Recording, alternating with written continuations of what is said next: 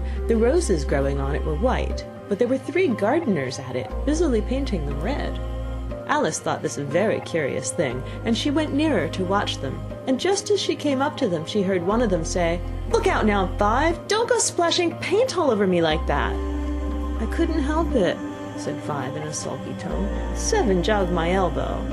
On which Seven looked up and said, "That's right, Five, always lay the blame on others." "You'd better not talk," said Five. "I heard the Queen say only yesterday you deserve to be beheaded." "What for?" said the one who had spoken first. "That's none of your business, too," said Seven. "Yes, it is his business," said Five, "and I'll tell him. It was for bringing the cook tulip roots instead of onions." Seven flung down his brush, and had just begun, "Well, of all the unjust things," when his eye chanced to fall upon Alice as she stood watching them, and he checked himself suddenly. The others looked round also, and all of them bowed low. "Would you tell me," said Alice a little timidly, "why are you painting those roses?" Five and Seven said nothing, but looked at Two. Two began in a low voice, "Why, the fact is, you see, miss, this here ought to have been a red rose tree, and we put a white one in by mistake, and if the Queen was to find out, we should all have our heads cut off, you know. So you see, miss, we're doing our best afore she comes to—" At this moment, Five, who'd been anxiously looking across the garden, called out, "The Queen! The Queen!" And the 3 gardeners instantly threw themselves flat upon their faces. There was a sound of many footsteps, and Alice looked round, eager to see the Queen. First came 10 soldiers, carrying clubs. They were all shaped like the 3 gardeners, oblong and flat, with their hands and feet at the corners. Next, the 10 courtiers. These were ornamented all over with diamonds, and walked 2 and 2, as the soldiers did. After these came the royal children. There were 10 of them, and the little dears came jumping merrily along hand in hand in couples. They were all ornamented with hearts. Next came the guests, mostly kings and queens, and among them Alice recognized the White Rabbit. It was talking in a hurried, nervous manner, smiling at everything that was said, and went by without noticing her. Then followed the Knave of Hearts, carrying the king's crown on a crimson velvet cushion, and last of all this grand procession came the King and Queen of Hearts. Alice was rather doubtful whether she ought not lie down on her face like the 3 gardeners, but she could not remember ever having heard of such a rule at processions. And besides, what would be the use of a procession, thought she, if people all had to lie down upon their faces so they couldn't see it? So she stood still where she was and waited. When the procession came opposite to Alice, they all stopped and looked at her, and the Queen said severely, "Who is this?" She said it to the Knave of Hearts, who only bowed and smiled in reply. "Idiot," said the Queen, tossing her head impatiently, and turning to Alice, she went on, "What's your name, child?" "My name is Alice, so please your Majesty," said Alice very politely, but she added to herself, "Why, they're only a pack of cards after all. I needn't be afraid of them." "And who are these?" said the Queen, pointing to the 3 gardeners who were lying round the rose tree, for you see, as they were all lying on their faces, and the pattern on their backs was the same as the rest of the pack, she could not tell whether they were gardeners, or soldiers, or courtiers, or 3 of her own children. "How should I know?" said Alice, surprised at her own courage. "It's no business of mine." The Queen turned crimson with fury, and after glaring at her for a moment like a wild beast, screamed, "Off with her head! Off!" "Nonsense!" said Alice, very loudly and decidedly, and the Queen was silent. The King laid his hand upon her arm, and timidly said, "Consider, my dear, she is only a child." The Queen turned angrily away from him, and said to the Knave, "Turn them over!" The Knave did so very carefully, with 1 foot. "Get up!" said the Queen, in a shrill, loud voice, and the 3 gardeners instantly jumped up and began bowing to the King, the Queen, the royal children, and everybody else. "Leave off that!" screamed the Queen. "You make me giddy." And then, turning to the rose tree, she went on, "What have you been doing here?" "May it please your Majesty," said Two in a very humble tone, going down on one knee as he spoke. "We were trying—" "I see," said the Queen, who had meanwhile been examining the roses. "Off with their heads!" And the procession moved on, 3 of the soldiers remaining behind to execute the unfortunate gardeners, who ran to Alice for protection. "You shan't be beheaded," said Alice, and she put them into a large flower pot that stood near. The three soldiers wandered about for a minute or two looking for them, and then quietly marched off after the others. "Are their heads off?" shouted the Queen. "Their heads are gone, if it please your Majesty," the soldiers shouted in reply. "That's right," shouted the Queen. "Can you play croquet?" The soldiers were silent and looked at Alice, as the question was evidently meant for her. "Yes," shouted Alice. "Come on, then," roared the Queen, and Alice joined the procession, wondering very much what would happen next.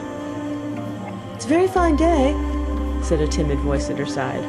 She was walking by the White Rabbit, who was peeping anxiously into her face. "Very," said Alice. "Where's the Duchess?" "Whoosh, shh," said the Rabbit in a low, hurried tone. He looked anxiously over his shoulder as he spoke, and then raised himself upon tiptoe, put his mouth close to her ear, and whispered, "She's under sentence of execution." "What for?" said Alice. "Did you say, 'what a pity'?" the Rabbit asked. "No, I didn't," said Alice. "I don't think it's at all a pity. I said, 'what for?'" "She boxed the Queen's ears," the Rabbit began. Alice gave a little scream of laughter. "Oh, hush!" the Rabbit whispered in a frightened tone. "The Queen will hear you. You see, she came rather late, and the Queen said—" "Get to your places!" shouted the Queen in a voice of thunder, and people began running about in all directions, tumbling up against each other. However, they got settled down in a minute or two, and the game began. Alice thought she'd never seen such a curious croquet ground in her life. It was all ridges and furrows. The balls were live hedgehogs, the mallets live flamingos, and the soldiers had to double themselves up and to stand on their hands and feet to make the arches. The chief difficulty Alice found at first was in managing her flamingo. She succeeded in getting its body tucked away comfortably enough under her arm, with its legs hanging down, but generally, just as she got its neck nicely straightened out, and was going to give the hedgehog a blow with its head, it would twist itself round and look up in her face, with such a puzzled expression that she could not help bursting out laughing. And when she got its head down, and she was going to begin again, it was very provoking to find that the hedgehog had unrolled itself and was in the act of crawling away. Besides all this, there was generally a ridge or furrow in the way wherever she wanted to send the hedgehog to, and as the doubled-up soldiers were always getting up and walking off to other parts of the ground, Alice soon came to the conclusion that it was a very difficult game indeed. The players all played at once, without waiting for turns, quarrelling all the while, and fighting for the hedgehogs. And in a very short time the Queen was in a furious passion, and went stamping about and shouting, "Off with his head! Off with her head!" about once in a minute. Alice began to feel very uneasy. To be sure, she had not as yet had any dispute with the Queen, but she knew that it might happen any minute, and then, thought she, what would become of me? They're dreadfully fond of beheading people here. The great wonder is that there's anyone left alive. She was looking about for some way of escape, and wondering whether she could get away without being seen, when she noticed a curious appearance in the air. It puzzled her very much at first, but after watching it a minute or two, she made it out to be a grin, and she said to herself, "It's the Cheshire Cat. Now I shall have somebody to talk to." "How are you getting on?" said the cat, as soon as there was mouth enough for it to speak with. Alice waited till the eyes appeared, and then nodded. "It's no use speaking to it," she thought, "till its ears have come, or at least one of them." In another minute the whole head appeared, and then Alice put down her flamingo, and began an account of the game, feeling very glad she had someone to listen to her. The cat seemed to think that there was enough of it now in sight, and no more of it appeared. "I don't think they play at all fairly," Alice began, in rather a complaining tone. "And they all quarrel so dreadfully one can't hear oneself speak. And they don't seem to have any rules in particular. At least, if there are, nobody attends to them. And you've no idea how confusing it is, all the things being alive. For instance, there's the arch I've got to go through next, walking about at the other end of the ground. And I should have croqueted the Queen's hedgehog just now, only it ran away when it saw mine coming." "How do you like the Queen?" said the cat in a low voice.